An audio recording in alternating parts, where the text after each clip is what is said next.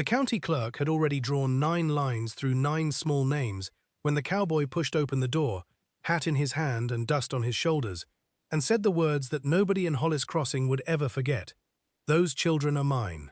All of them. Forever now." Nobody had asked him to come. Nobody even knew who he was. It was the autumn of 1887, and the wind off the Wyoming flats had already begun to carry the smell of the first hard frost. In a low timber house at the edge of Hollis Crossing lived a woman named Della Whitfield, 38 years old, with hands grown rough from washing and mending, and a back that had bent over a kitchen fire for more years than she cared to count. She was not a rich woman, nor even, by the measure of the town, a fortunate one. But under her roof slept 9 children, and not one of them had been born to her. People in town had a name for her house. They called it the place where nobody's children went. They did not always say it kindly. The first child had come to her 7 years before, a baby left on the church steps in the cold, and the preacher had not known what to do, and Della had simply opened her arms. After that they kept coming, one and then another. The children that fever had orphaned, the children whose fathers had drifted west and never written, the children that good families looked at and quietly decided they could not take on. Della took every one, and somehow, on biscuits and beans and a garden that fought the frost each year, she had kept all 9 of them fed and clothed and loved. But love, the county had decided, was not a thing you could write in a ledger. That was why the clerk had come that morning, a thin man named Mr. Pruitt, with ink on his fingers and a paper from the territorial office in his coat. He had spread it on Della's table and explained, in the gentle, careful voice men use when they are about to do something cruel, that a single unmarried woman could not be granted guardianship of 9 wards of the county. The children would be divided. Some would go east on the orphan train, some to families across 3 counties. They would be split apart, sent to wherever there was a bed, and most of them would never see one another again. Della had stood very still and asked him how long she had. "Until the end of the week," he had said.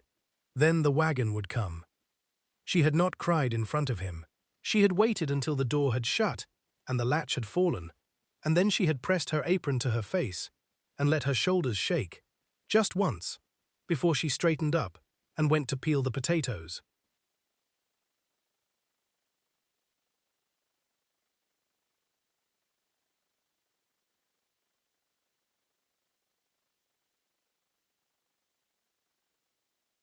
Because the children would be hungry soon, and a hungry child does not care how the world is breaking. That had been 3 days ago. Now it was the morning the cowboy came. His name was Eli Brennan, and he was 42 years old, and he had ridden into Hollis Crossing 2 days before on a sorrel horse with a coat the color of trail dust. He had come north to settle a matter of land, a quarter section his late brother had left him, and he had meant to sign the papers and ride on. He was not a man who lingered. He had learned, a long time ago, that lingering only gave a place the chance to take something from you. 11 years earlier, in a green valley in Kansas, Eli had had a wife named Ruth and 2 small children, and a house with blue shutters that Ruth had painted herself. Then a fever had come through that country in the autumn, quiet and patient as snow, and by the first hard frost, Eli had buried all 3 of them on a hill under a single elm. They had gone gently, in their sleep, the doctor had said, and Eli had held that small mercy the way a drowning man holds a board. He had sold the house with the blue shutters. He could not bear to look at it. And he had ridden, for 11 years, from one job to the next, a good hand and a quiet one, a man who was always already half gone. But on his second evening in town, eating alone at the boarding house, he had heard 2 women at the next table talking about the Whitfield place and the 9 children and the wagon that was coming Friday to take them all away. He had heard one woman say it was a shame, but what could anybody do? And the other agree, and the 2 of them move on to talk of the price of flour. Eli had set down his fork and found that he could not pick it up again. He told himself it was none of his concern. He had told himself many comforting lies over 11 years. But that night he did not sleep, and when he did close his eyes, he saw a hill in Kansas, and a single elm, and 3 small graves, and behind them, somehow, 9 children he had never met being loaded onto a wagon and driven off in 9 directions until the prairie swallowed them. In the morning he asked the way to the Whitfield place, and he rode out before the frost was off the grass. The house was smaller than he had pictured. Smoke rose thin from the chimney. In the yard a boy of maybe 10 was splitting kindling, far too large for his arms, and a girl was pinning wash to a line in the cold, and through the window Eli could see smaller shapes moving, and hear, faintly, a child singing some tuneless song the way children do when nobody has taught them yet to be quiet. That was the moment Mr. Pruitt had come back too, the clerk, returned early with the final papers, his thin voice already explaining to Della that the territorial office had moved the date, that the wagon would come tomorrow now and not Friday, that she had best have the children's things gathered by dawn. Della was standing at the table with her hand pressed flat against the wood, as if it were the only thing holding her up, when the knock came and the door opened, and a tall stranger she had never seen filled the frame with the grey morning behind him. "Ma'am," Eli said, and then he looked past her, at the clerk, at the paper on the table with its 9 ruled lines, and something in his weathered face went very still and very hard. "Am I to understand," he said quietly, "that you mean to take these children off this woman?" Mr. Pruitt drew himself up. He explained, as he had explained to Della, that the law did not permit a single woman to keep so many wards. He used the word law like a wall to hide behind. Eli listened to all of it. Then he turned to Della, and his voice when he spoke to her was gentler than anything she had heard in a long while. "The law's trouble," he said, "is that you're not married. That's the whole of it." Della's face colored, but she lifted her chin. "I've no husband to offer the county," she said, "and no time to find one by tomorrow's dawn. So unless you've come to mock me, sir, I'll thank you to—" "I've come to marry you," Eli said. The kitchen went so quiet that the singing in the other room seemed suddenly very loud. He said it plainly, the way he might have said it's going to rain, and then he stood there turning his hat in his hands, while the color drained and rose in Della's face. Eli did not move closer. He only said, in that same quiet voice, that he was a stranger, and he knew it, and that he would not blame her for shutting the door in his face. But he had a quarter section of good land, not 40 miles south, free and clear, with a sound house and water, and he had no wife and no children, and no earthly use for any of it. And down the road, there was a woman with 9 children, and no land, and no name to give them. "Seems to me," he said, "the Lord doesn't waste much. Seems to me, he just leaves things lying about, half of what a body needs here and half of it there, and waits to see if anybody's got the sense to put the two together."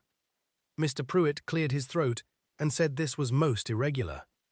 "It's a marriage, and a roof, and a man's name on the papers," Eli said, not unkindly. "Tell me which line of your law it fails to satisfy."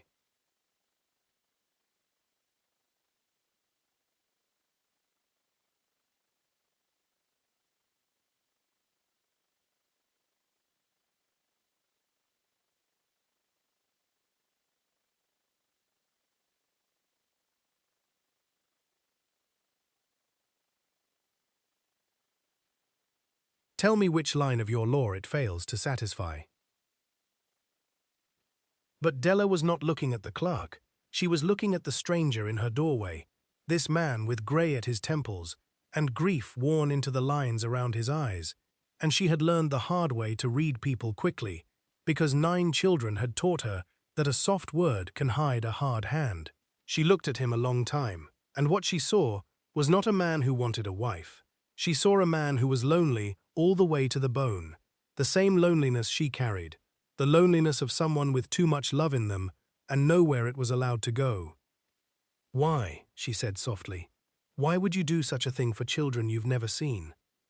Eli was quiet for a moment. Outside, the boy had come to stand in the door behind him, watching the way children watch when they know something large is happening. "I had 3 of my own once," Eli said at last. "A wife, and a boy, and a girl, down in Kansas. The fever took them, 11 years gone. They went easy, in their sleep, and I've been grateful for that every day since. He turned his hat once more in his hands.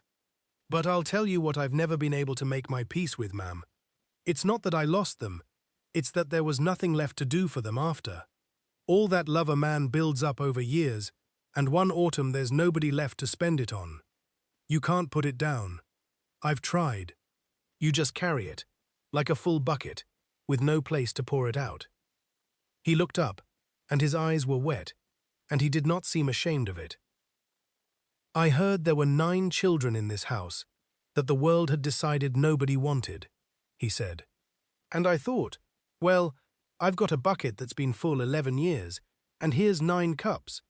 Maybe that's all any of this ever was. Della Whitfield, who had not let herself weep in front of a single soul in 3 long days, put her hand over her mouth and wept then. They were married that same afternoon, in the small white church in Hollis Crossing, with the preacher reading the words and the 9 children lined up in the front pew, scrubbed and astonished, and Mr. Pruitt standing in the back as the witness the law required. There was no ring but a band of plain silver Eli had bought at the mercantile an hour before, and it was too big for Della's finger, and she held it on with her thumb all through the ceremony, and neither of them minded.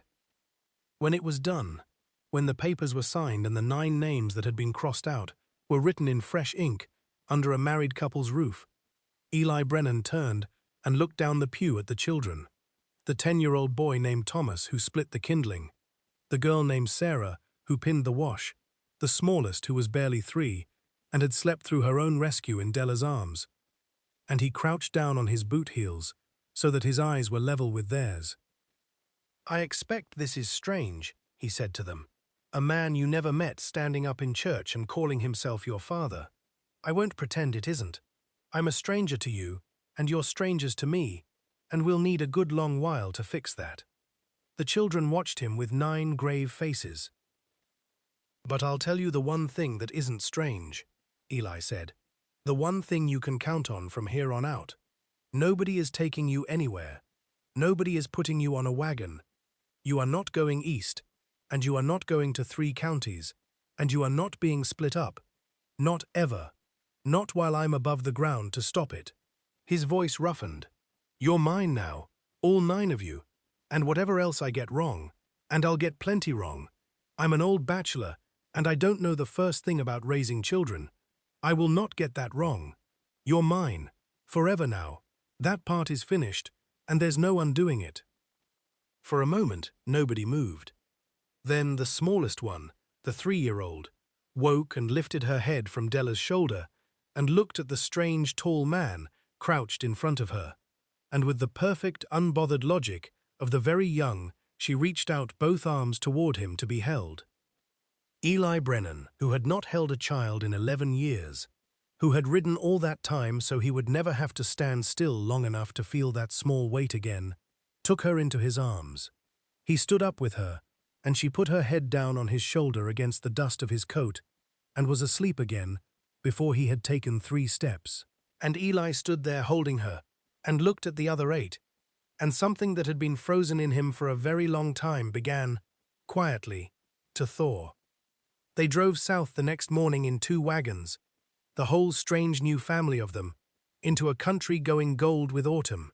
Della sat beside Eli on the seat, with the baby in her lap, and the silver ring held on with her thumb.